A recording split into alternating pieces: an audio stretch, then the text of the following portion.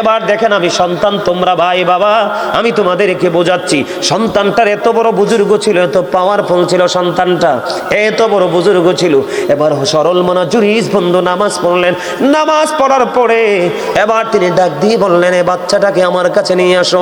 অসংখ্য মানুষ ওই জুরিজের এই সিমটম দেখার জন্য চলে আসলো, জুরিজ যে অপকর্ম করেছে সেটার অবনতি দেখার জন্য আসলো। মানুষগুলো বন্ধু পলকিন দৃষ্টি দিয়ে তাকিয়ে আছে। এবার জুরিজ বন্ধু নামাজটা শেষ করলো। নামাজ শেষ করার পরে বললো, বাচ্চাটাকে আমার কাছে নিয়ে আসো। বাচ্চাটাকে যখন তার কাছে নিয়ে আসা হলো, এবার জুরিজের বরকতময় হাত ওই বাচ্চাটার পেটটার উপর রেখে বাচ্চাটাকে একটা ডাক দিয়ে বললো, বাবু বাবু বলো না তোমার বাবাকে।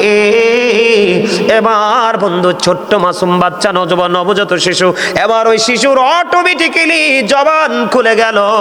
ও বন্ধু, যেমনি জবান খুলে গিয়েছিল ঈসা রুহুল্লাহর, সুবহানাল্লাহ বলে